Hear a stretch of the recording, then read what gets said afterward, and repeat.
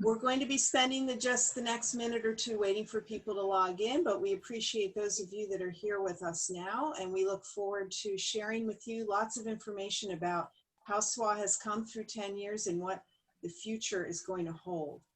In the meantime, I want to share some photos for you of SWAA events from the past to enjoy.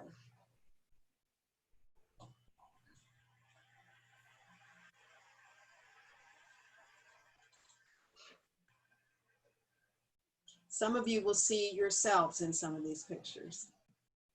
10 years of SWAA events.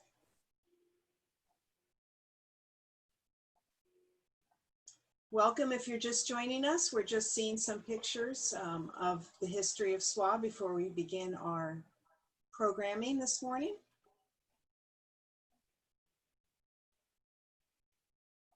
It's lovely to see all the faces of people we've been educating with over the last 10 years.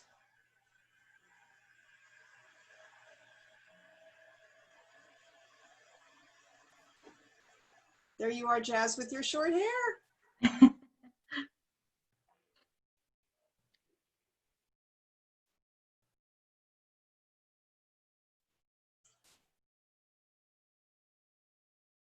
So many people, so many lives have been touched by SWAA. This is lovely.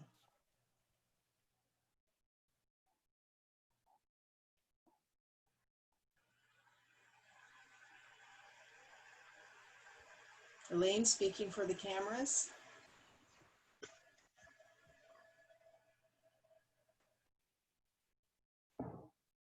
The first student challenge, I remember that.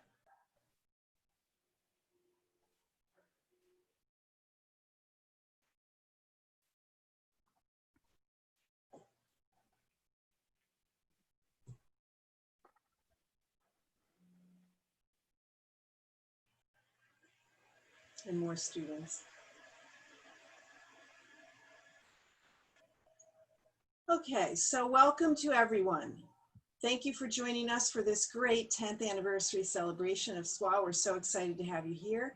If you are new to Zoom, please note that at the bottom of your screen, there's a chat icon. And if you click on that, you will see a little banner that opens up to the right of your screen. And you can use that to chat questions to our panelists or to communicate with each other. Say hello, good morning, tell us where you're dialing in from today. And we're happy to have you here.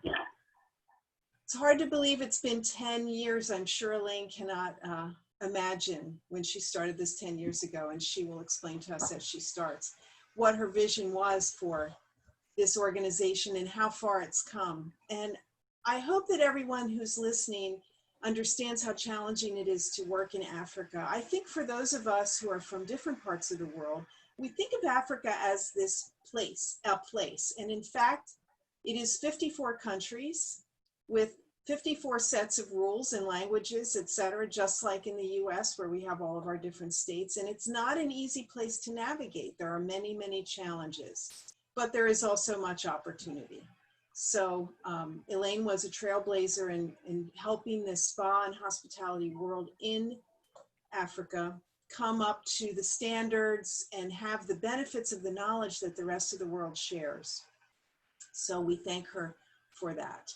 So before I turn the screen over to Elaine, I want to share a little bit of the history.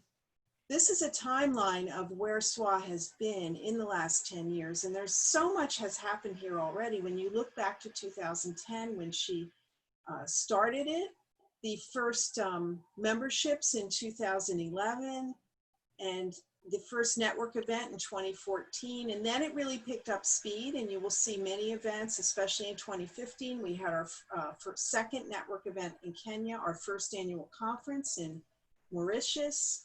More chapters are forming. So as we've gone through the years, you can see up to today, many more things have happening. And this is really due to the power of one woman, who I'll introduce in a moment. And I want to also share some statistics about Africa, because it is pretty impressive when you look at this, especially from the outside world. We have these numbers thanks to the Global Wellness Institute, tracking the growth in the last 10 years, 2007 to 17, and you can just see the impressive increases in these numbers of participation. The number of SPAs up 1,000%, 10 times. I remember when I started working in Africa, the number of countries with SPAs was something like 15, and now it's up to 42. Revenues, almost 5 times what they were. Employment, wellness, tourism trips. So all tremendous growth opportunities, and well done in Africa. And the outlook continues for travel and tourism also to be excellent. Second fastest growing tourism market in the world, with a huge number of leisure tourists, which are prime, of course, for hospitality and spa events. RevPAR growing continually, and international arrivals expected to hit 135 million by 2030. So again, much opportunity here in Africa. So I'm going to introduce the woman who noticed this and did something about it. That would be Elaine Okeke-Martin. I'll give you a little bit of the statistics of Elaine before we let her speak. She's worked in the spa and wellness industry for 22 years. She has a background in international marketing and economics, including business law, organizational structure, and design, and has had a wealth of management experience in Europe, the Americas, Middle East, and Africa. So that global perspective has really helped her to see what Africa could be. She consults with tourism boards and private sector clients on sustainable wellness tourism development. She founded the nonprofit SWAA, Spa and Wellness Association of Africa, in 2010. She's a co-founder of the Africa Spa Awards and the task force chair for the GWI Africa Wellness Initiative. She also supports World Wellness Weekend as the Africa ambassador and has been on the panel of judges for Wellness 365 Global. Elaine has a hands-on approach, strong work ethic, and a creative and entrepreneurial spirit, which all of you who know her will agree is evident. So welcome, Elaine. For those of you that would like to see just the speaker, on the top right of Zoom where it says speaker view, if you click that, you will just see the person speaking. That may be helpful as we go forward. Your turn, Elaine. Okay, thank you so much. Thank you everyone for joining our 10th year anniversary. It means such a great deal to us that you're here. I can't believe we're 10. I remember first conversations with you all on this panel and others who are listening in. What a journey it's been. SWAA has reached a 10-year mark. Many of you have been part of this journey, and your support has enabled us to change the narrative for the spa and wellness industry in Africa for the better, for the continent. To me, to recognize this journey is just as important as to set new goals and opportunities for the future. I want to thank our board of trustees, who are, some of you are here today and some listening in. We couldn't have everyone in, but I need to express my sincere thank you to all of them who have done so much work, and I can't begin to describe in so many ways all the stuff they've done. I want to acknowledge our patron, former president of Mauritius, who has been sticking by us from day one. If I get emotional, please bear with me. I just want to thank you so much. And Suki, oh my God, you have been with me since I've been a student. I'm getting emotional. And also Denzel Phillips, you've just taken this and helped us go with the global impact. And Susie Ellis, you've given us a voice on your platform with the Global Wellness Institute. Thank you so much for helping put Africa on the map. And Alison, oh my God, like, you know, you've been with us from day one. You were like one of our first board directors and advisor, and you've supported us throughout all these years in Kenya. Jazz, thank you. You've been with us for so many years. Thank you for your amazing support. I'm so happy to be a colleague with you today and also pushing for recognitions for Africa. And Amira, thank you so much for all the work you've done in Africa, in Nigeria for almost 10 years now. You've been part of this, and now you're a board of director with us. Thank you so much. Lisa, you have also been like educating all of our spa and wellness leaders across each country. Thank you so much. I remember the first conversation we had there about how are we going to go about it, and we've just started country by country, and people love you on the continent. So thank you for all that effort that you put in. It's really, really appreciated. I just want to tell a bit about how this all started. And why I founded SWAA. You know, thinking of others at the time was so important to me, and even more so 10 years on. So there was a realization and an intention behind this.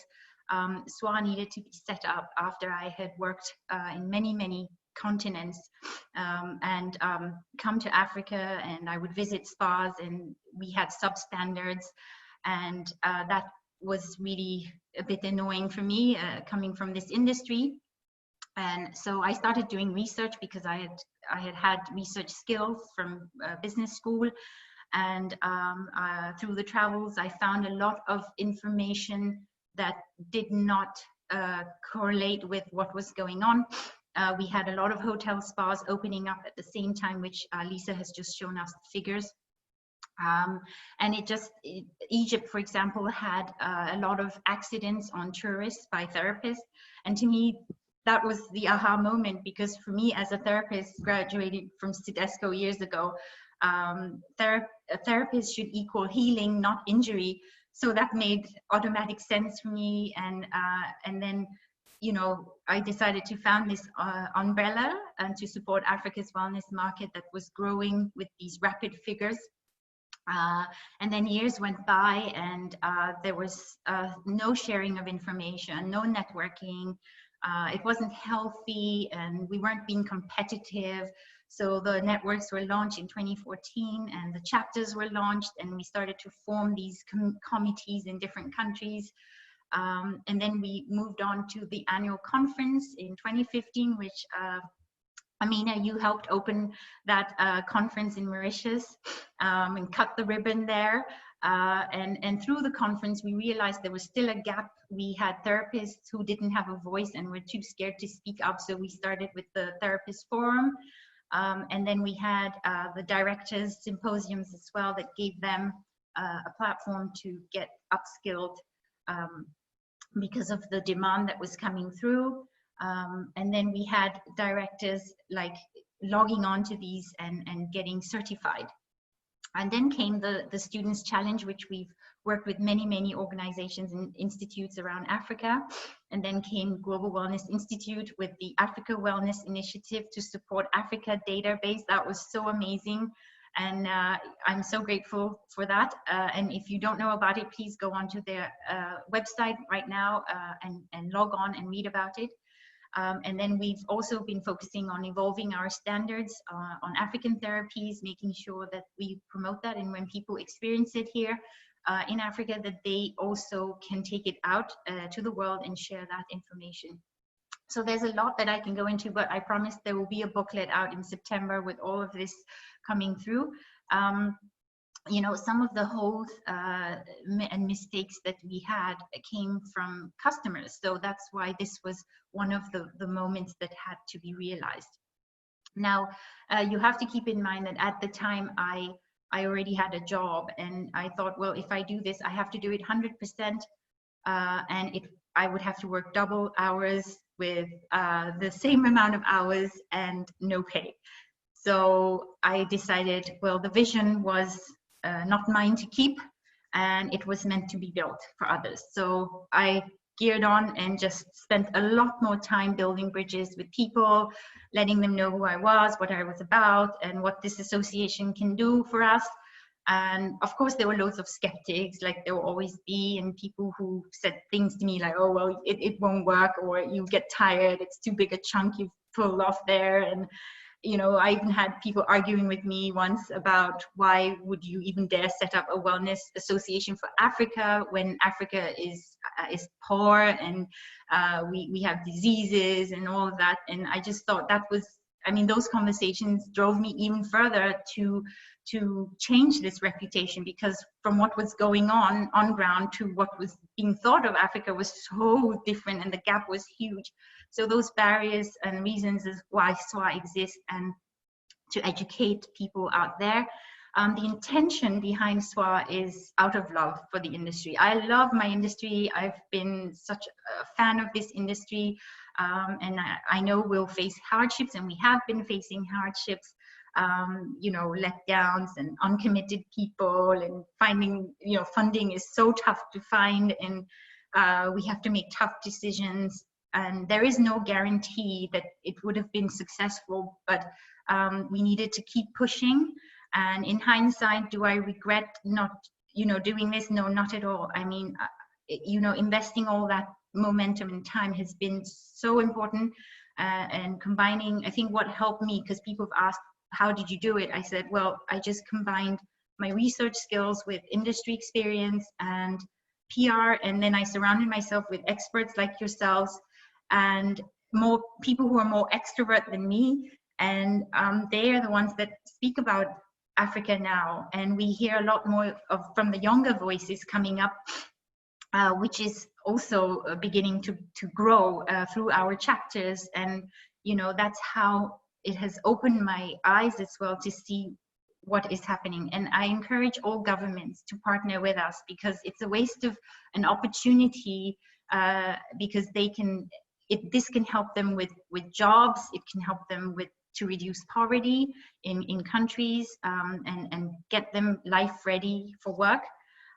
So I think the association's journey is so incredibly exciting, and I just hope that everyone here today has enjoyed, and we'll hear from all your stories as well on the way forward. And I just look forward to the transformation for the next decade, which I showcased a bit about at ITB, where Susie Ellis was there, and she saw the presentation on Spotlight on Africa, wellness, transformation.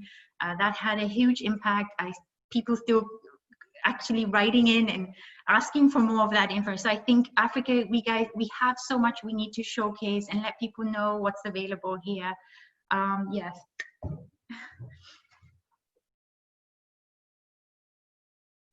Sorry, I had forgot to unmute. Thank you, Elaine. We can feel your passion. We can see it, and it takes that to make this happen and work in a place that's as challenging as Africa, and where, of course, you're not necessarily making an income.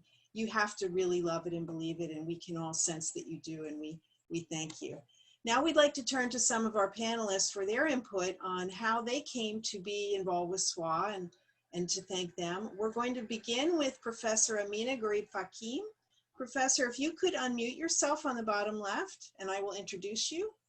Professor Gharib-Fakim was trained as an organic chemist and biodiversity scientist, and she was also, amazingly, the first woman president of the country of Mauritius from 2015 to 2018. She very graciously opened our 2015 conference when she was president. She has recently delivered a keynote presentation at Cambridge University's Africa Together, Which Way Forward conference, and she now serves as a SWAA patron and is a strong supporter for women's leadership, Africa entrepreneurship, science, and equality. So welcome, Professor Gharib-Fakim. Thank you for joining us. Thank you so much. Again, thank you, Lisa. Elaine, congratulations, a great anniversary, 10 years.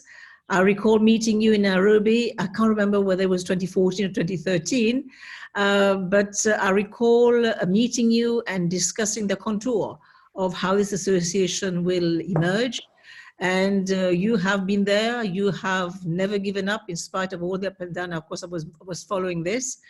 And it was my great privilege to do the opening of the first conference in Mauritius.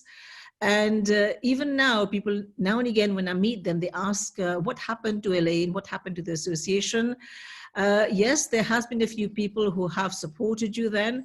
There has been a few I know who have not been exactly very supportive, made promises, and of course then didn't deliver. But in spite of all this, you persevered. And one thing that, of course, we have another person here on the panel who is, of course, common to both of us is Denzel Phillips. And Denzel has also been a great supporter. And I recall, I don't know whether Denzel can tell us whether he has been able to go ahead with this project, was how to actually develop pharmacopoeial standard for essential oils, which go into the spa business. And this is an area which I think needs to be developed, because everybody tend to think that whenever it's natural is necessarily safe. I think could not be further from the truth. It may be natural, yes, but we still need the science to tell us how much to use and which one to avoid, and what are the downside of using some essential oil, which we know tend to affect the skin. And when this, of course, gets mixed up, and I recall there was one event when people were using Denzel, if I'm not mistaken, is comifera oil, which they used in Addis, in the spa there. That caused a lot of problems because people didn't realize that they have to stick to a dosage. So I hope that this project of pharmacopoeial standard for essential oils will go ahead, and we will see emerging, discover new essential oil coming out from the African continent, and there are plenty. And still a plant resource which remains undervalued and underutilized. And here I have to apologize for being late on this panel, because I was on the BBC just now, precisely to talk about how these industries, these emerging industries, can be beneficial precisely for job creation. These are areas, niche areas, which we have not explored in terms of job creation. And I think you have just been there, you have been really a big stalwart into showing that perseverance matter. And here we are 10 years down the line, we can draw a line and see where SWAA can go, how the science can help SWAA as well, put a framework of science around this very, very important sector, which of course remains the wellness industry. And in Mauritius, we have quite a few of these hotels. Unfortunately, some are branded, so they bring in their own products, and of course they bring in their own model to actually showcase this. But I think if we go down the Africa route, because right this week we're celebrating Africa Integration Week, and tonight we're going to have a very big program with the African Union, the Afro Champions, WAN and BOMA, to showcase creativity. So why not have SWAA as a partner next year? Because this is going to be a recurring event with the African Union. How we can bring young people, how we can bring older generation to actually come on board and share some of the the recipes they've had in terms of providing wellness to the hotel industry, and also to our women who have been known to have very good skin. I was told by African women are known to have beautiful skin. What is the recipe? What is the secret behind this? So I think SWAA has a huge huge prospect, of course, but of course, provided we start making some funds for you, because you're putting a lot of effort, and also funds to fund the project that we have, which of course is going to really shape the industry as we want it to be, and bring in the sciences, bring in the youth, bring in the talent, and bring in the creative, the young people, so that we can go forward. So again, bravo, Elaine, for doing a great job. And we hope that we're going to see more of you in Mauritius and elsewhere. Thank you so much for having me. And again, apologies for being late on the panel. No problem, Professor. Thank you for those comments. And you weren't late. You were right on time when we needed you. No problem. So my next introduction is for Susie Ellis, and this might take me a few minutes because Susie has a very long resume. She's the co-founder, chair, and CEO of the Global Wellness Summit, which is the foremost gathering of international business, academic, and government leaders in the $4.5 trillion global wellness economy. She is also chair and CEO of the nonprofit Global Wellness Institute, which is considered the industry's leading global research and educational resource. Many of the numbers that you see shared around the world on our industry come from the Global Wellness Institute and Susie's vision. She's a leading authority in wellness industry and quoted in major news outlets around the world, including the Wall Street Journal, the New York Times, Associated Press, Forbes, Fast Company, speaks at many events. She sits on numerous academic and industry boards, including the Swiss Hospitality Management School in Lausanne, the Aspen Brain Institute, and the Penn Center for Neurodiversity. She's also a member of the World Economic Forum's Accelerating Health and Wellbeing Initiative. So Susie is known worldwide for her impact on global wellness trends and identifying and defining the concept of wellness tourism. And we welcome her here today. Thank you so much for joining us, Susie. Thank you, Lisa, for your introduction. And I want to say congratulations to you, Elaine. it's quite a feat to get to 10 years. And Elaine, I feel that we're kindred spirits in a way, because I think back to when I started the Global Wellness Summit 14 years ago. And, you know, in the beginning, there's no money and, you know, people think, you know, you're crazy and, you know, to try and aggregate all these people. But it gets easier, I would say. It gets easier for the next part. So you're at 10 years, so you have momentum. I wanted to say thank you for celebrating your 10 years. I think that makes a difference. I mean, honestly, I didn't realize it was 10 years. I would not have thought it was 10 years. But making that statement to everyone really says a lot. And I just want to go back to something that happened in 2014 in Morocco. We had our Global Wellness Summit in Morocco. It was the first time we were on the continent of Africa. And Elaine and Denzel were very helpful because we were so new about even understanding anything about Africa. And that's when I learned, my goodness, there's 54 countries and there's so much rich history for each country in how they celebrate their indigenous practices and what things that grow there, and you know, all of the materials that can be used for products. This was, you know, 2014 was early. But what I remember, and maybe you remember, and some of you might have been there, is Magat Wade was there as a speaker. And she is, you know, from Africa, and she was so adamant, and she said, and I'll never forget this, she said, do not bring your Swedish massage to Africa. And she made the point, and I've never forgotten it, and I don't think, you know, our board and most of us have ever forgotten it, that Africa has a lot to offer. It's not about bringing things to Africa that are happening all over the world, that it's Africa that we, from the rest of the world, want to learn from. And I think that spirit has really resonated. And with Elaine being heading up the initiative for the Global Wellness Institute for Africa, she is on our calls every quarter, and you know, she helps share this. And so the whole mission and what you're doing, you know, is continuing. So I see you very much like we were in the beginning. You're an aggregator. You're aggregating the countries, you're aggregating the products, the various plants and so on. And that is exactly the right thing to do. And lastly, I'll just say that, Elaine, when you spoke at ITB, you were fantastic.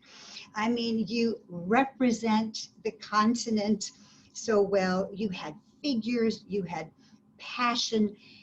You really, really are just the perfect person to take this forward.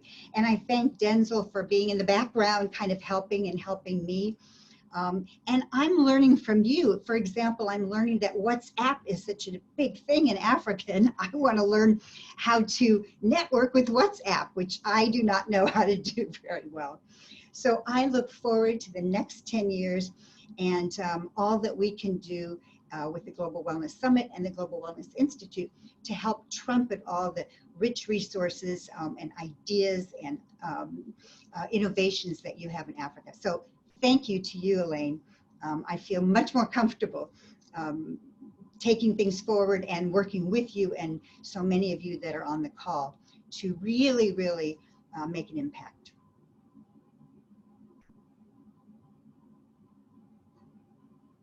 Thank you, Susie, for your wonderful comments. I'm sure Elaine appreciates it, and she can cry off screen while we go on to our next panelist, which would be Suki. Suki, could you unmute yourself? Suki Kalarai is experienced in large-scale global companies and has spent many years in the health, beauty, and education markets. He worked for Coca-Cola, senior management roles, Unilever, Forte, and Le Meridien Hotels. He is a past senior advisor to the United Nations Secretary General for Sustainable Development, a past chair of the Root Panel on Hair, Beauty, and Aesthetics for the Institute for Apprenticeships in Technical Education in the UK. He's a member of the parliamentary APPG apprenticeship sector, and he is the director of Key SPA, and In Focus, and an advisor to the SWAA board. He's been a mentor to Elaine since she was a student and has instilled in her the importance of strategic thinking, continues to advise on governance, programs, education, and membership issues. So thank you for joining us, Suki. It's a pleasure. Really, it's very difficult to say no to Elaine with her enthusiasm and energy that she's had all the way through this. From the first time that she approached me straight after I was doing a talk in Germany. Like Lisa was saying, I came from outside this sector, from very corporate route, Unilever, Coca-Cola, and Forte. And what I was surprised at, not just in the African context, but on a global context, was the lack of coherence and standards and structures when I first came into it, and formed the UK SPA Association to do precisely that. And that's perhaps a forerunner in trying to help get standards, get things sorted. And it's no easy task in a small country like UK, let alone across 54 countries in Africa.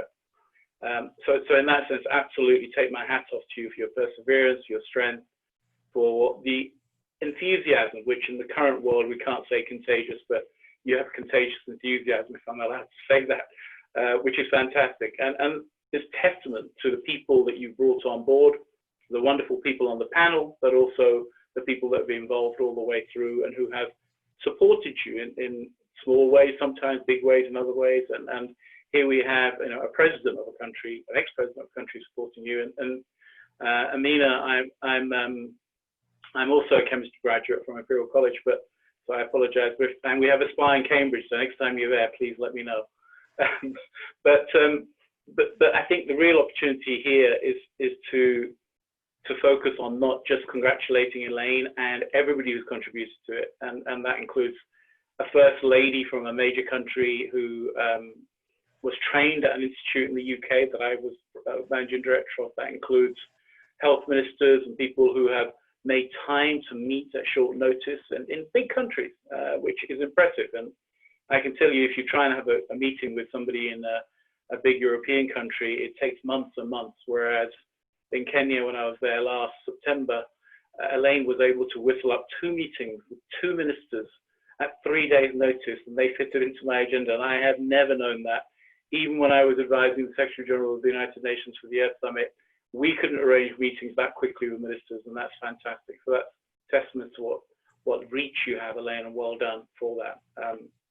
I think to my fellow supporters, Denzel, who's been there from the beginning with me, Alison, who came in right at the beginning, it's very nice to meet you face to face and see the strengths that you have, and introduce you to the wicked sense of humor of your husband as well, Jimmy, who needs to support this more in every way he can now that the industry is starting to open up back in Kenya. I think my lasting thoughts are about how can we all, in a small but collaborative way, support Elaine, because she is, I agree with you, Susie, she is the right ambassadorial person to lead this and drive this.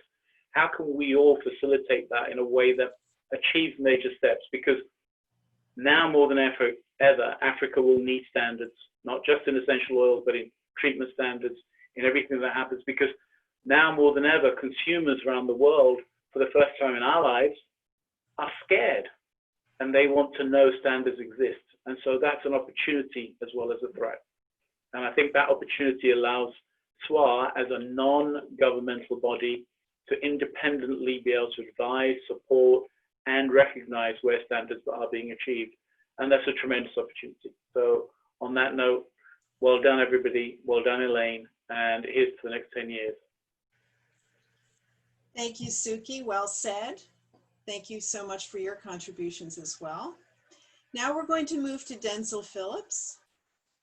Denzel and his global associates specialize in the design and implementation of sustainable commercial projects in the fields of medicinal and aromatic plants and related botanicals, with special emphasis on linkages between the conservation industry and small farmers and forest dwellers. His clients include private firms, NGOs, and governments. I always think of Denzel as the plant man. Denzel is our plant man. Denzel, as you can hear, has been a rock for Elaine since the beginning. He's been on board for all of the 10 years and is really focused on the development of SWAA. So welcome, Denzel. Thank you again for joining us this morning. Thank you, everybody. Thank you, Lisa. It's been 10 years and I can't believe it. I really can't, since I've been involved in this. And I think the first thing to get over, yes, I am a plant man and I often feel a real fraud when I get involved in wellness meetings because I don't know anything about wellness really. I know, I know what plants can do in health. I know what plants can do in cosmetics and making people look beautiful, making people through aromatherapy. So I know a lot about all the sort of outputs, but it's not an industry I've ever pretended to be day-to-day involved in. I touched it and I got involved in it in my second home because while I live in England now, I also have a home in the Caribbean. And it was that started me off when I had to get involved in the Caribbean SPA and Wellness Association in forming that. And Susie Ellis knows that well because she came to our first meeting of that. And I think I'm sorry to say that, we did not progress that continent or that group, that region, nearly as much as we did with Africa. But it was because of my experience there, and I think this is very much due to you, Elaine. Whereas they never had a leader, in the Caribbean who could pull it forward, who whatever happened, just kept on going. Because it was no different. All the problems we had there, we are having in Africa. And don't anybody who's listening to this thing think that this has been an easy ride. It has been very, very tough. We've had opposition from people. We've had other parts of Africa that doesn't want to support what SWAA is doing. We've had to get over that. We've had governments that have not been supportive. It's been very, very difficult to get money. Getting money out of private sector African companies is very difficult. The aid world has done much harm to Africa, in my opinion, and has made it very difficult to build African structures with African people. We are still very dependent on outside technology, outside people, and have not been building from the internal. And your industry, which, as I say, I tend to look at as a supplier, I'm a supply person to your industry, is just in the same boat. So I want to also mention, yes, I mean, I also came into this industry through my relationship, in fact, with my co-editor, Amina Gurib-Fakim, Professor Gurib-Fakim, when we started to embark upon an equally difficult task, the creation of the first African herbal pharmacopoeia, which is the groundwork for any standards. You can't have standards in service if you don't have standards in the raw materials. So the African Herbal Pharmacopoeia was a project and it is still ongoing. We have our struggles. We have, in the same way, I think I can honestly say, I think one of the reasons that Elaine went to Mauritius to set up her organization, because we, Amina and I, had already founded the African Association of Medicinal Plant Standards in Mauritius. And we thought that there would be synergies there, and there certainly are. And so I just want to, I'm not trying to clap my back or Amina's back particularly, but that relationship is still there, the link between pharmacopoeia, herbal medicine.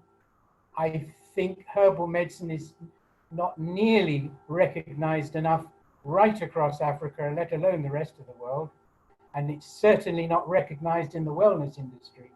I do not see nearly enough African healers retained by SPAs around the region for advice, for an understanding and knowledge. They are missing a trick, a huge trick, because as Susie is saying, there's huge knowledge out there, but it will not be tapped if we are still dependent on the big multinational companies for all the intellectual side of the business, all the big side of the business. If we still look to the West for inspiration, we have to dig very deep into African culture to get that.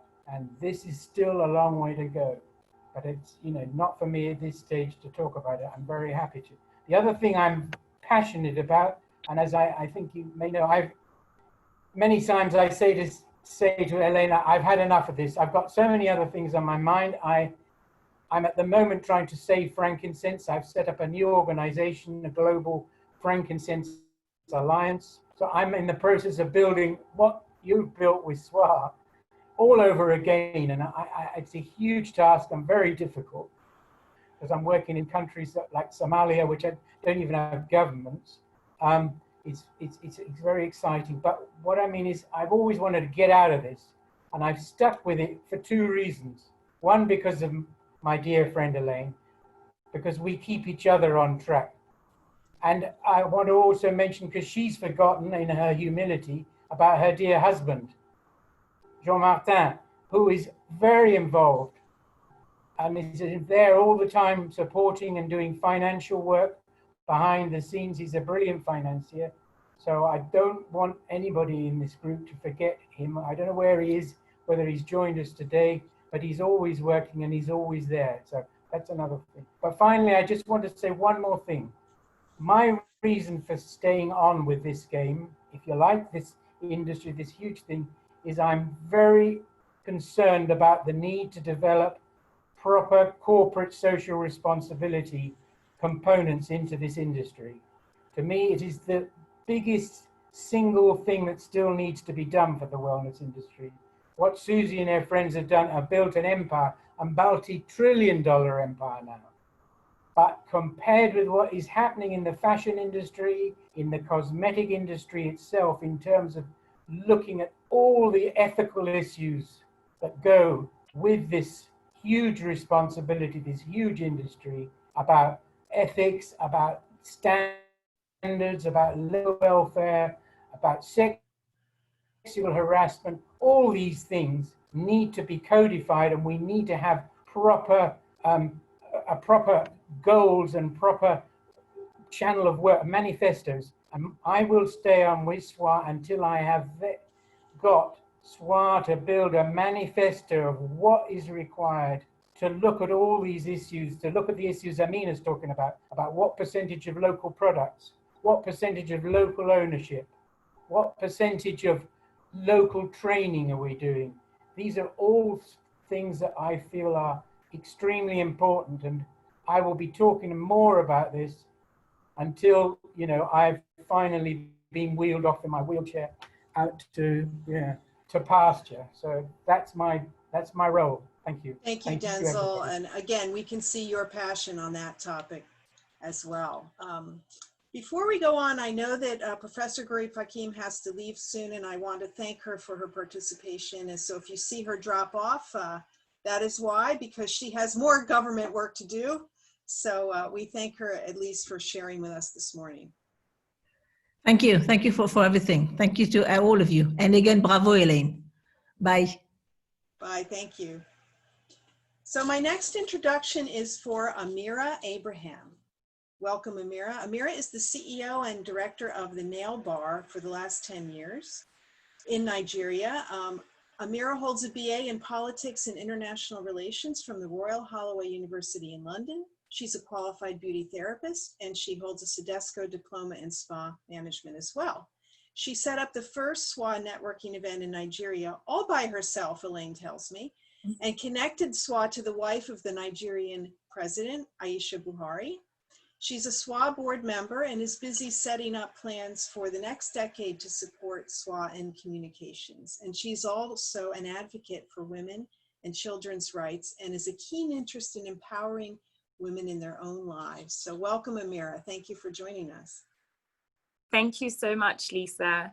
Congratulations, Elaine, and congratulations to everyone that's been involved with SWAA. This is so amazing, and I'm so proud to see, you know, how far you've come. I remember when I met Elaine the first time, this was at Beauty West Africa, I think in 2013 or 2014. We were on a panel together, and at the time, I was extremely young. I had just started my business, and I would say, you know, fresh out the water, as it were.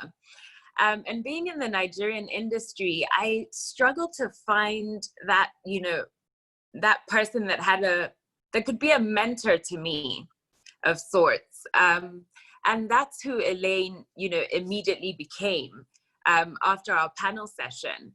I could see that, you know, we shared so many common interests, particularly being passionate about building the Nigerian industry, you know, in the midst of the African spa and wellness industry.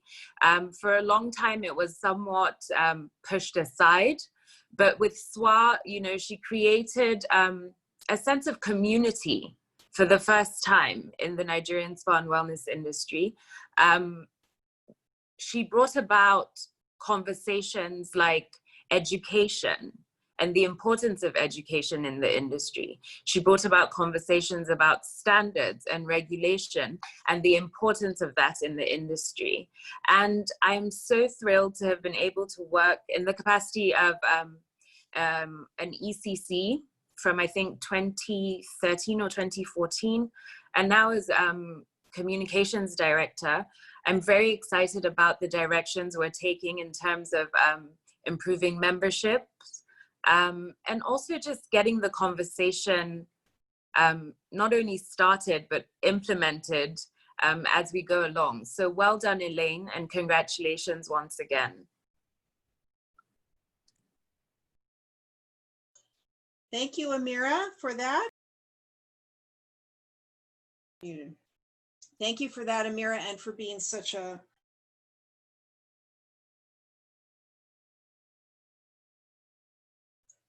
stop. Thank you, Amira. Sorry, I'm having technical challenges in the moment. I think I'm multitasking too many things. That's the problem. So this brings us to Jazz. Jasneel Danjal is from Kenya and has a bachelor's degree in psychology and a master's in health promotion and psychology. She's currently the business development manager for Divine, which is a skin, body, and spa product brand. Jazz has been a SWAA delegate for many years and became the ECC for the Kenya SWAA chapter, and she's also a co-founder of the Africa Spa Awards. So welcome, Jazz. Make sure you unmute. Thank you, Lisa. Congratulations, Elaine, and congratulations, SWAA, on hitting your 10-year anniversary. This is an amazing feat. You guys have really come a really long way. I've known Elaine for probably about 6 years now, since I first met her at the White Sands networking event. You know, it's been a pleasure to work with her over the last 6 years. I've since attended every single event and became the ECC in Kenya about 2 years ago. Since then, we've held a networking event. We've had the first directors symposiums. We've had therapists forums, and also Kenya hosted the first annual conference last year. It's been a lot of fun because I've had the opportunity in the last 2 years to really help with the website development for SWAA. It's been really cool. Well, Elaine has been very, very passionate about, you know, building this site. And it's, you know, for us, through having the events on the ground, it's given us the opportunity to identify some of the real issues that exist on the ground. It's given us the potential, you know, the opportunity to discuss potential solutions, you know, to begin dialogue with government agencies and to advocate for the industry. So we're looking forward to the next 10, Elaine. Thank you, Jazz. Thank you so much for your contributions also. And we'll come back to you in the Q&A section. Right now, I'd like to just let Susie say a quick goodbye. She's got a board meeting to run off to. Thank you, Lisa. I did want to just say goodbye. And actually where I'm running off to is a collaboration Zoom call, very much like this, for thermal and mineral springs globally.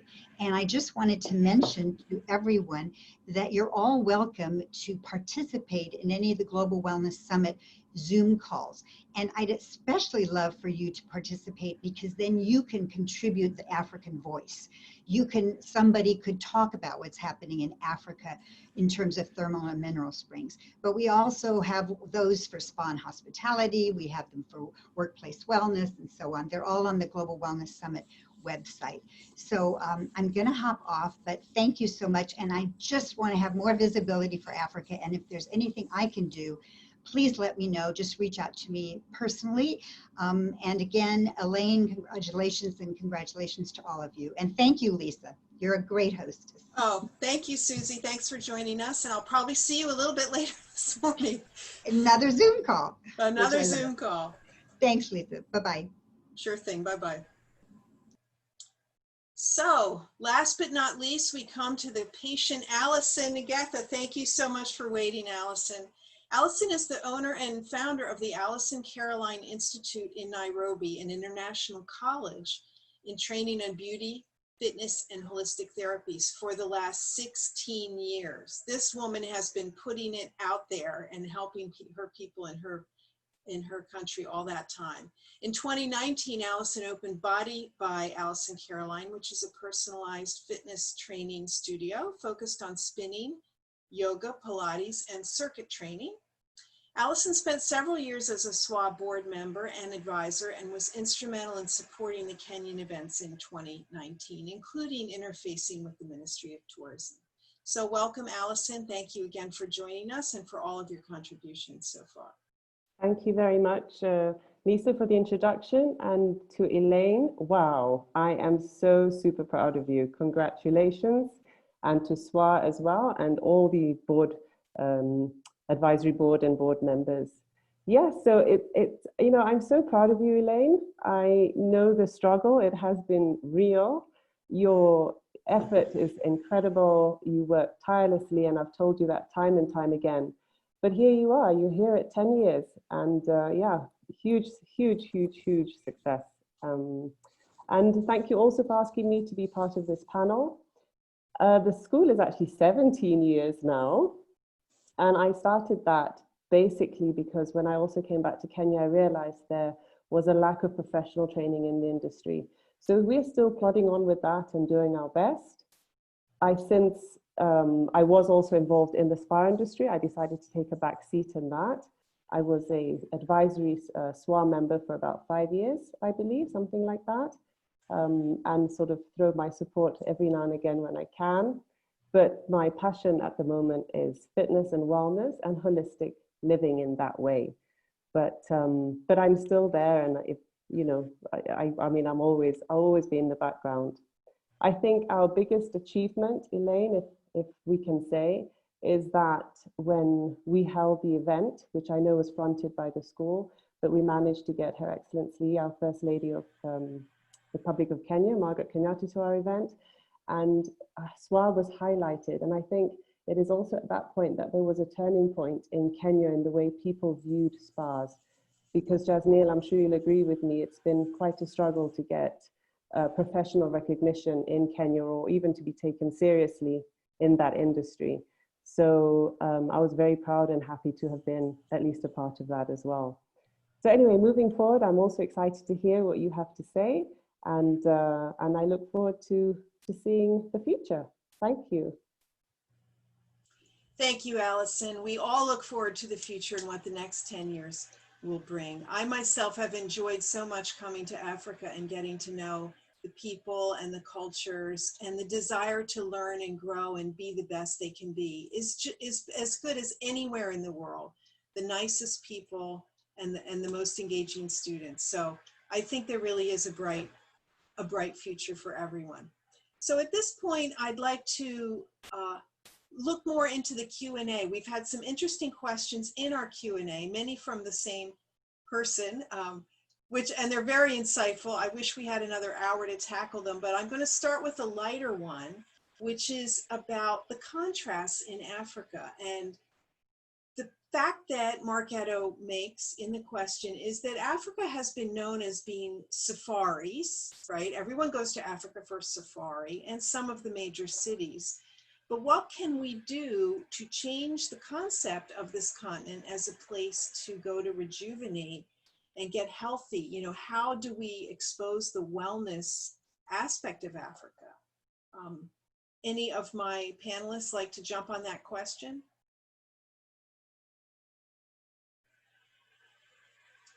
Someone, I'm going to call on you. Okay. Thank you, Suki.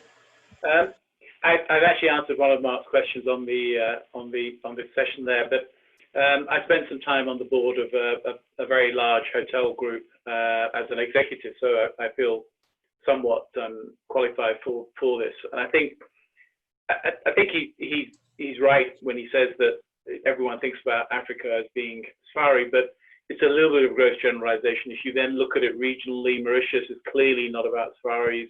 Tanzania and Kenya have a huge amount of beach holidays, as does Algeria.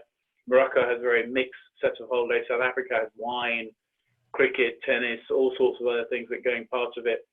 I think, and Nigeria has its own charm in ways that people go to visit for all sorts of reasons. So, and West Africa generally has gone through phases of being appealing for normal holidays, excluding safaris over the years, the last 20, 30 years. So I think that the groundwork is already there. The reality is it's more about presenting and positioning those opportunities in a way that they are competitive offerings to what other people can do.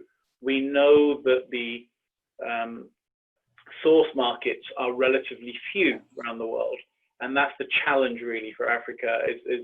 It's like everything else. I think if they can collaborate more, they can have more of a push in those source markets, and that would allow people to think of it as positive. But the tourism strategies that each country uses are diverse, and much more diverse than just what's being presented as safari market.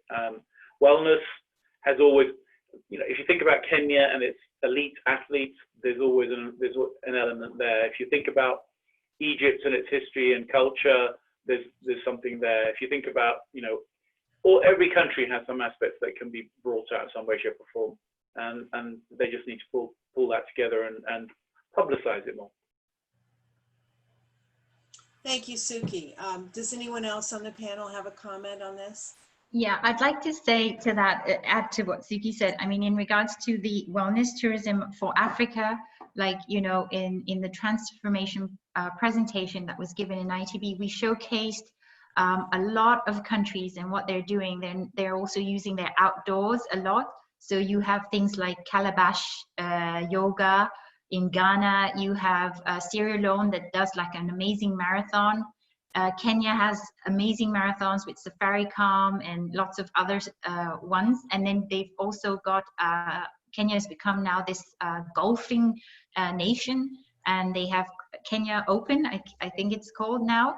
So that's been an amazing achievement by the Ministry of Tourism there.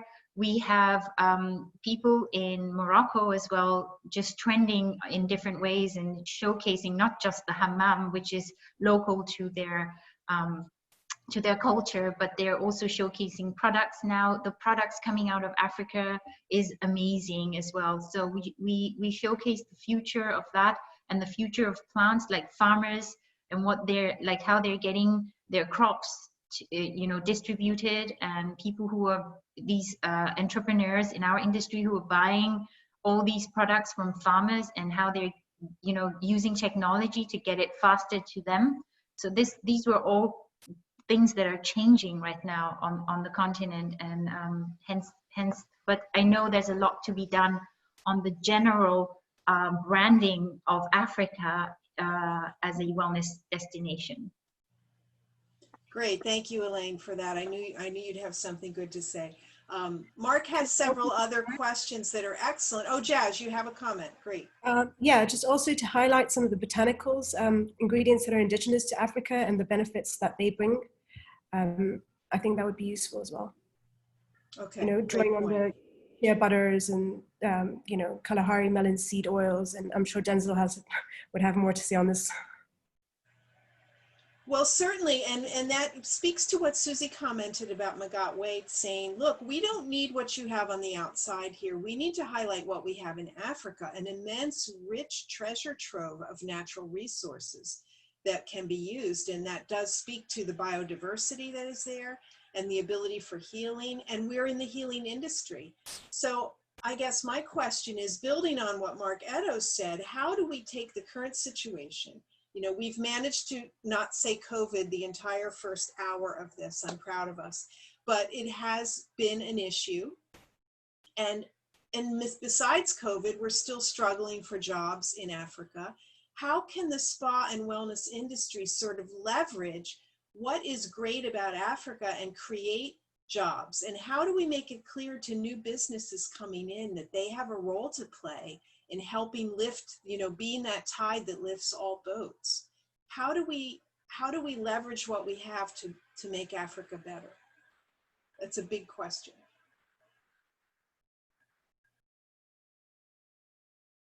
Who's going to jump on that? Denzel, it's your turn.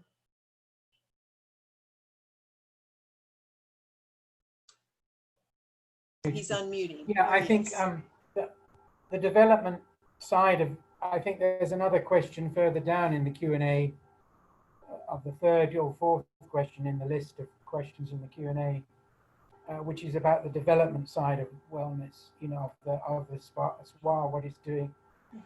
Developing what I call these linkages. It's a bit of a jargon word, but I think we all understand it. The linkages between the community and the wellness facility or activity is very important.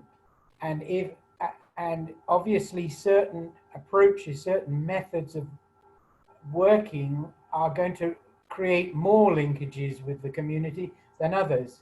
I mean, if you develop a spa in a city, in a big hotel, which is, you know, using all foreign labor, all from Thailand, all foreign products and a foreign menu, and mainly serving foreign tourists, the linkage with the local community is going to be virtually zero.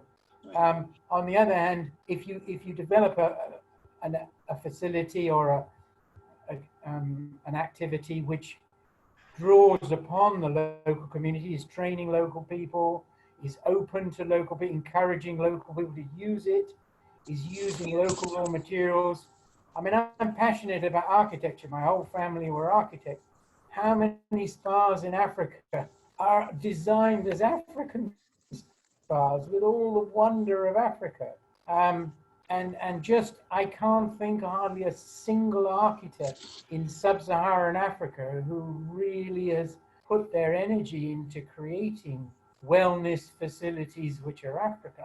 Maybe I should know and I'm ignorant, but that is the sort of thing, and SWAA needs to be committed to finding those people and promoting them.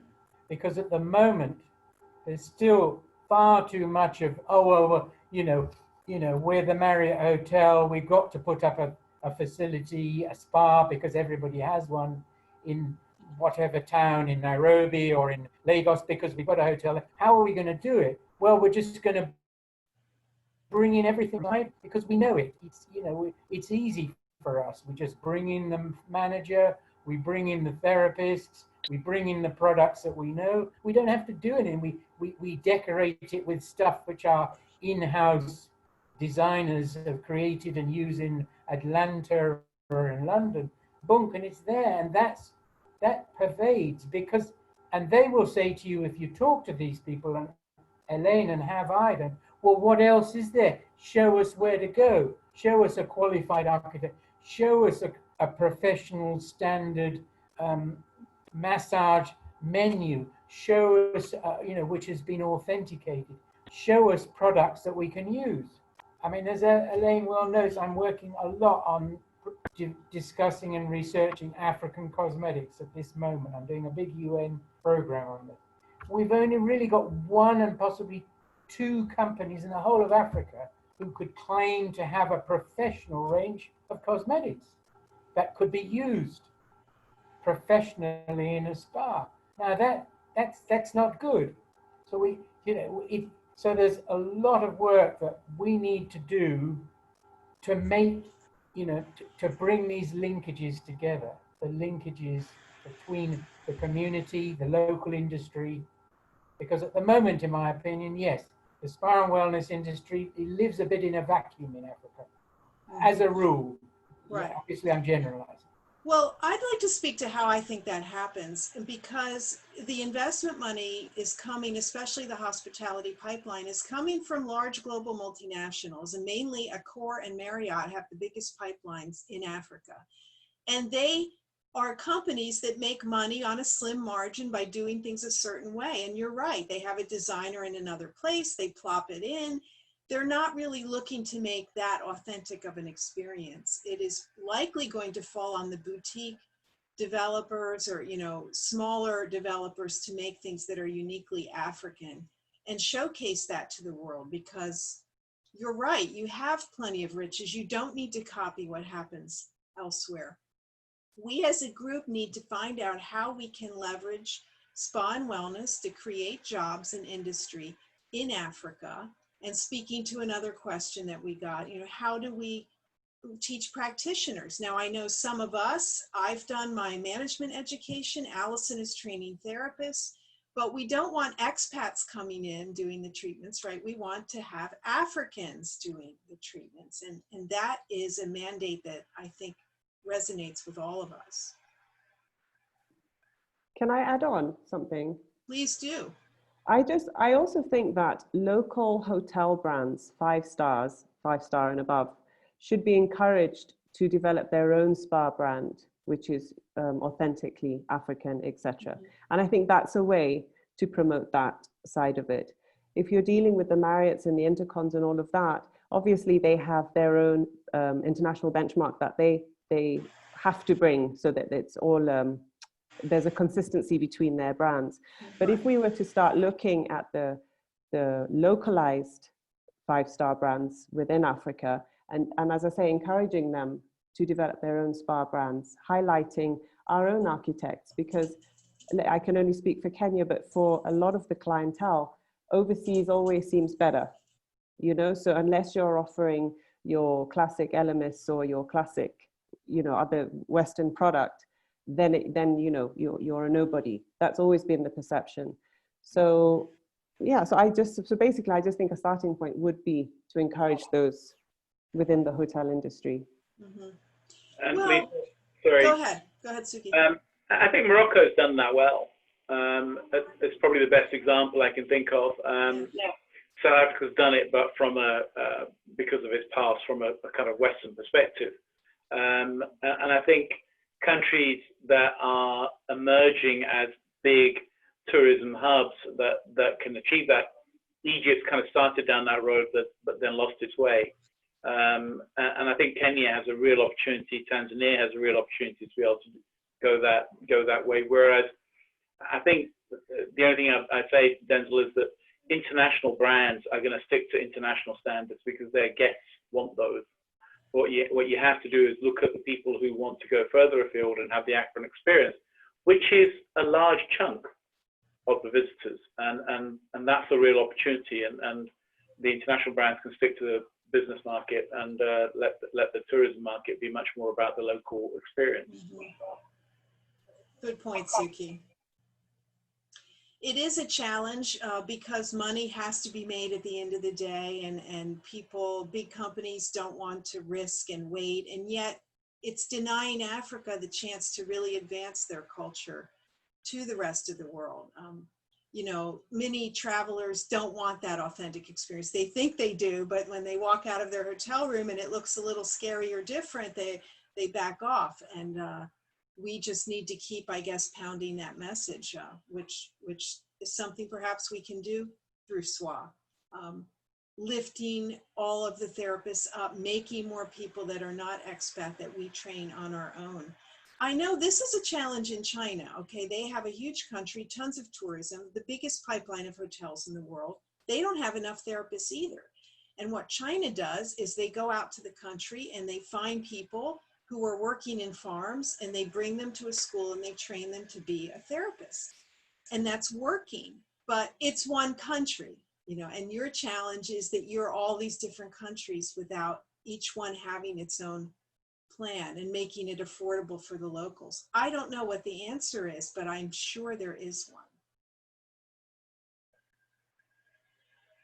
So I'd like to address one question quickly that we received on the future of energy healers in Kenya.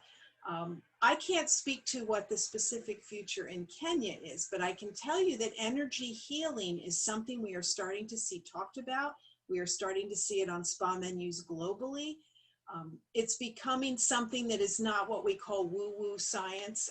You know, it's becoming real. And I think that's another great opportunity because you have another cultural advantage with a history of that, and great energy healers and botanical healers and all of that. That really is what needs to be highlighted.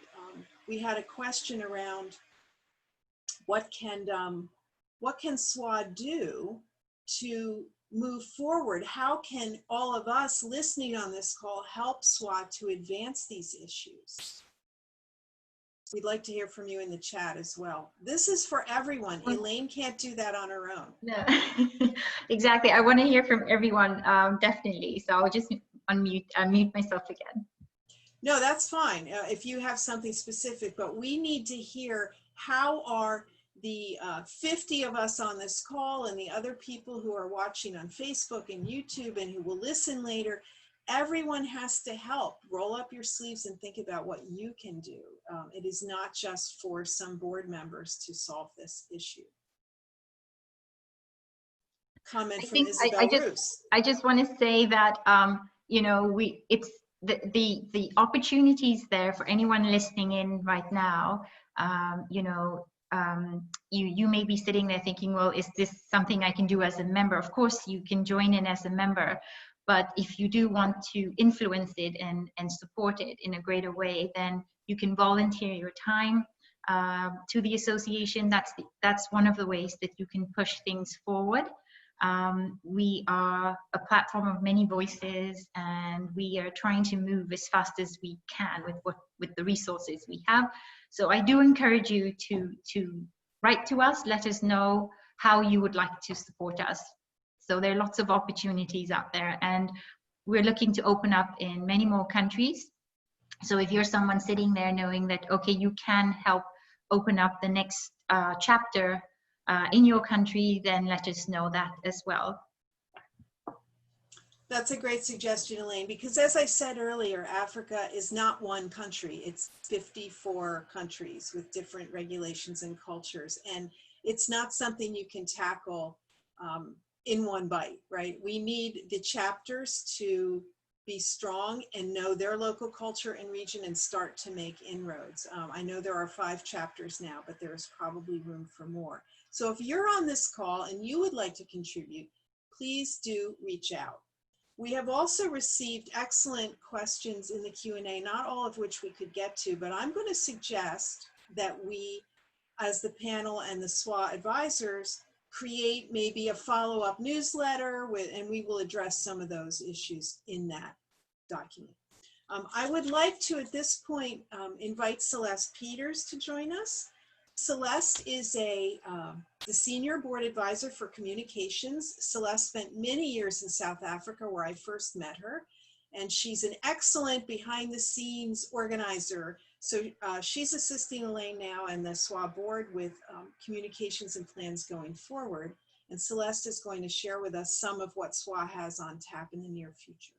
So welcome, Celeste. Thank you so much, Lisa, and congratulations, Elaine, and well done to everyone on the panel. I think you were phenomenal. So we are excited to be taking things forward now. And I think what's really important for me is to say that today has been the start of bringing our products to the fore. We have had sponsors for gifts for all of you who've attended and joined up as members, from Matsimela, Jevgard, Philosophia Botanica, Amali, and Divine Skincare. All of these are African products. So I think that's the first step that we've made that's really, really great. I'm so happy. We're also looking at really bringing standards so that people can work towards standards. We're looking at improving our benefits. We're looking at giving free training for our members. And a big thing is to have benchmarking. So benchmarking is so that when someone is developing something in Africa, how many SPAs do we have? I had the pleasure to work with Julie Garrow many years ago in South Africa. So I'm looking very forward to working with her and like-minded people to develop a benchmark that we can say, yes, this is what we've got going. These are the African therapies that people are most important linkages to our hotels. We are also looking at supporting our members. And if we have a look at owner and therapist, distributor, sales, trainer, student, this is the time for Africa. This is our time to be authentic. I'm proudly African. I have got a South African passport, and I'm not ready to give that passport up because Africa is in my blood. And that is why I want to work with the entire 54 countries from South Africa right up to Egypt. I want to make our members proud. I want to make our product houses well known. So we're starting in the next couple of weeks coming up with two important webinars. The first webinar is going to be coming from Kenya, where we're going to be discussing the impact of COVID on wellness industry in Kenya.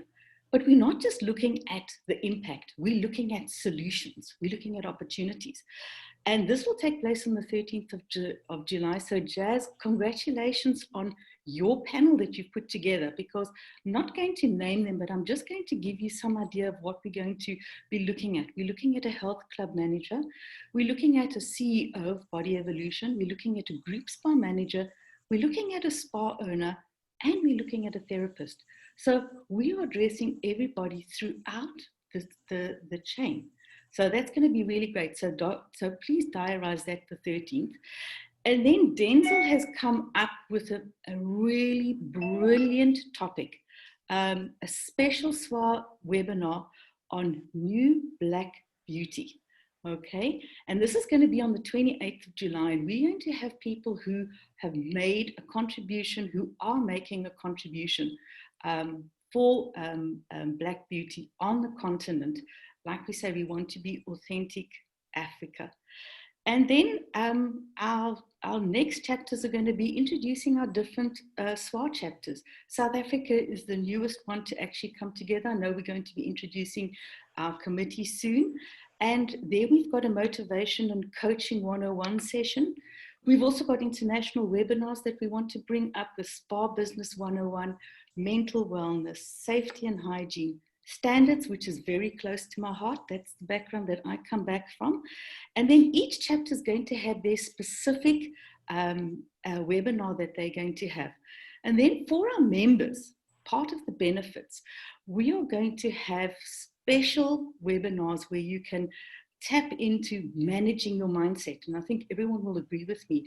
Managing mindset has been the biggest thing that has actually kept us going in the last 3 months. And I think it's going to be absolutely brilliant to listen to that. We're also going to get special coaching that's coming in. We're going to do also training on corporate social responsibility. Denzel, I think you're going to love that. That's one of the topics that I used to do in my certification days that I really loved. And standards and ethics, because if you don't have your ethic and you don't have your standards, you have nothing. My whole basis is to be authentically ethical and just have the right kind of standards. So I think there's lots that are actually coming up. And I know we've only been going for 10 years, and it might look like we have not achieved as much as we said we were going to do. But if you want to go fast, you go alone. But if you want to go further, you go together. And that's an African proverb. And I want to leave you with that, because we are going places. I wish I had my t-shirt that said, this is the time for Africa.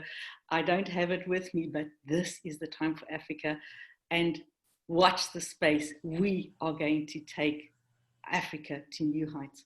So do join us, sign up, and we'll be announcing our winners for our giveaways. We've got 10 gifts, that we'll be announcing, and that will come through our social media in the next day or so.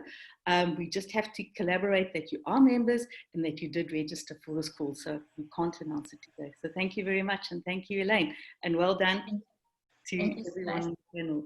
I just want to say thank you so much for that, Celeste. And Alison just had to leave because she has a class. Okay, I just wanted to add on to what Celeste has just said, and I want to specifically thank the global community for their support with bringing in their initiatives to Africa, and the ones we've pushed forward, like Global Wellness Day and World Wellness Weekend as well in Africa, and also, you know, having the Global Wellness Institutes constantly support us. This is so important, and also Wayne Business USA supporting us in leadership education. This has been one of the main things that has helped us a lot, and we hope to continue that. So I just wanted to add a bit more to what Celeste said. Thank you for that, Elaine. I know as the consultant and educator for Win Business, I love coming to Africa because I'm passionate too, and we need to make sure that people can run their own facility and they have the knowledge. And in a one-day class, we've been able to make great inroads. So I've appreciated that opportunity.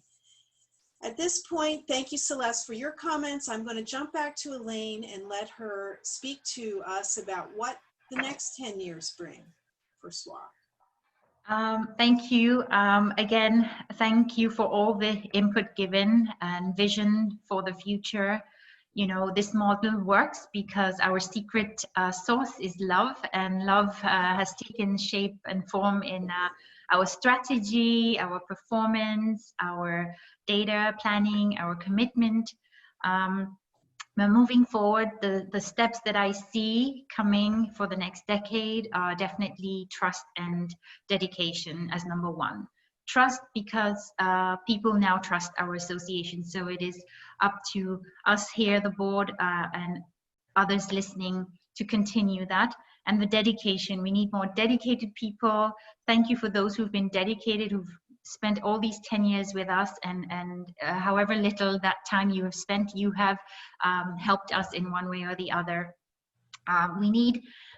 Then the next step is education. We need to grow that, we need to build that, and we have Isabel Roos, who is our head of our education, SWAA Education Hub, and we hope to be building that with her and Suki and Angela Dirks in Australia, who are leading us on this platform there. But of course, everything comes down to the third point, which is funding. So we're looking for more funding and key programs that we can set up here in Africa. And we're looking for number 4, partnerships and collaborations that are in line with our vision. And then number 5, we want a footprint in Africa, bringing SWAA closer to our chapters, that brings it then closer to communities, and making sure that our chapters are much stronger than they are today. And then, of course, like Celeste mentioned, our standards, which is key, because without that, then we're just going backwards, to be honest, and we don't want that. We want to have the best of the best that we can showcase for Africa. We'll also in the future have more accredited webinars and showcase more, innovations coming out of Africa. COVID has made it, much more important that this association exists. So I just want to thank all of our members out there. Thank you so much for the last 10 years of being part of this. This is your platform. You have chosen us to do this for you. We are so proud, and we are so happy that we've been serving you, and we hope to continue to do that as long as you're happy with us. And we hope that the next decade will be just as impactful as the last. So I just have water. So I just want to say this is water and strawberries for now. Yeah. Cheers to the next 10 years, and well done, Elaine and team. So thank you for that, and everyone's contributions have been wonderful. We're going to close with a couple of quick birthday videos. If you'd like to hang out and watch them, that would be great. If you need to leave, we understand, but we will be communicating more regularly now that we have a communications framework in place. And we look forward to what happens the next 10 years in Africa for sure. I'm going to start the first video.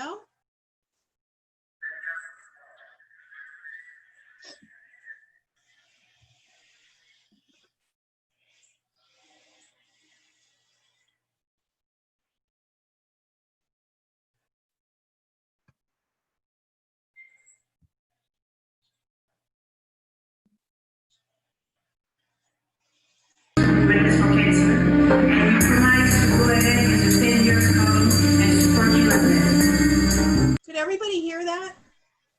No, it wasn't clear in the beginning. Okay, let me replay it because I can make it clearer this time. Give me one sec. 10 years of SWAA, congratulations for this unique achievement in Africa. Congratulations to the staff, to the team, to each therapist, to the spa owners who have supported and who have made it. Leadership Church has done its best to support SWAA over the past 10 years, not only with treatment, but also with education for the cause of awareness for cancer. And we provide to go ahead with the 10-year program and support you at that. A special thank you to Biologique Recherche, who have always been a strong supporter of SWAA and really helped and been there again and again at events. So we thank them for that. And I have one more for you. Give me 1 minute as I try to share too many screens open. Okay. Next. Sorry. Okay, I'm going to stop this for 1 second. I promise you I have another video, which is better than the first.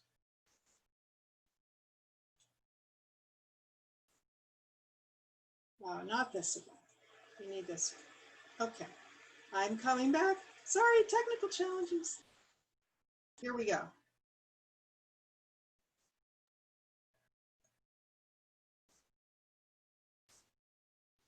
Africa. Happy 10th birthday, SWAA. Happy anniversary to SWAA and all the team. Thank you for your commitment to the promotion and growth of spa and wellness in the African region during the last 10 years. Hey, happy birthday, SWAA. Well done with these 10 years of thriving and surviving. Hopefully you'll have another 10 years to keep putting the SWAA name on the map inside and outside Africa, and basically any other place that you want to make an impact.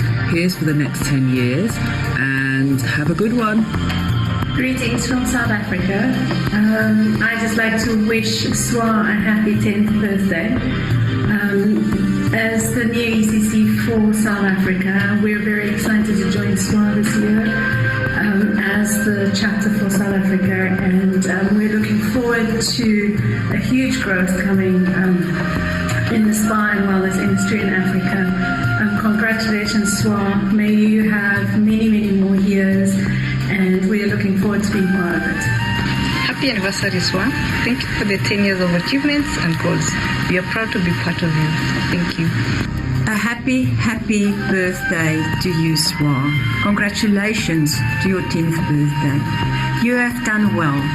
You have done great work over the last 10 years.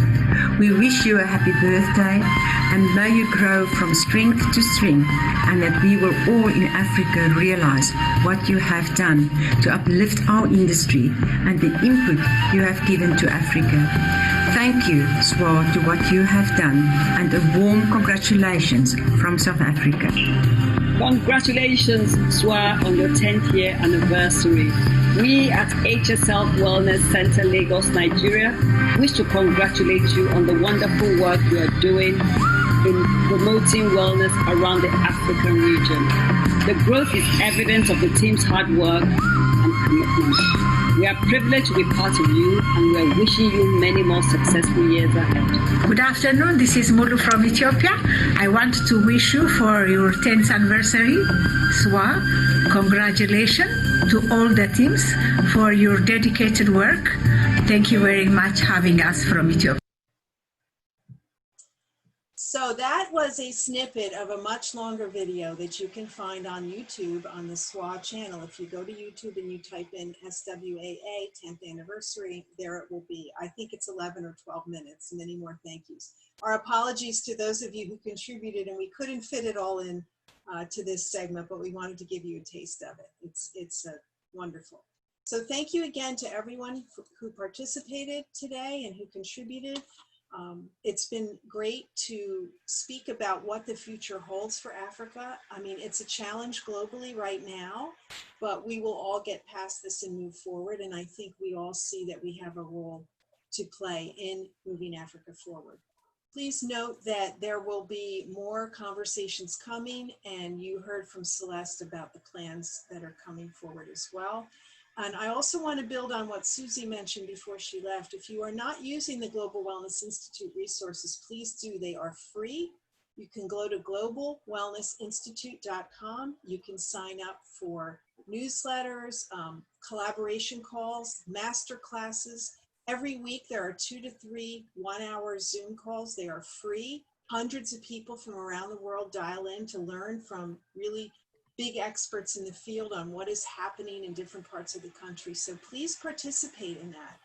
It will really help you have a great perspective. And I'll let Elaine close us out.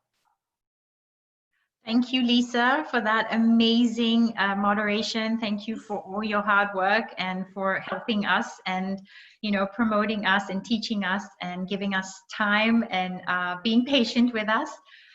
Thank you so much for that. Suki, everyone, Amira, Denzel, everyone that's been on the panel today, Susie Ellis, Alison, Professor Amina Guru Fahim, Denzel, thank you so much. Jazz, I really appreciate everyone, and also our team behind who are not here on this screen. Lydia, you're amazing out there. You're such a power woman. Thank you for our legal advice. Ike also, who is a consultant to us. I just want to thank everyone. I'm thanking all of our advisors, Georgina in Mauritius. There's so many people I can't get off the top of my head. DK, who supported us over many years as well. Thank you so much. If I didn't mention you, it's not because I don't want to, it's just because it's so exciting, all of this. All of our committee, our ECCs, Simone, Jacqueline, Lillian, Majay, everyone, thank you so much. Nadine from Mauritius. Thank you guys, and we look forward to many more years with you all. I'm so grateful, and this is your 10th year anniversary, so feel free to share it and celebrate yourselves at home today. This is news, this is history for Africa, and we hope to continue more history for Africa. I'm sure you will. So thank you again to everyone, and bye-bye for today.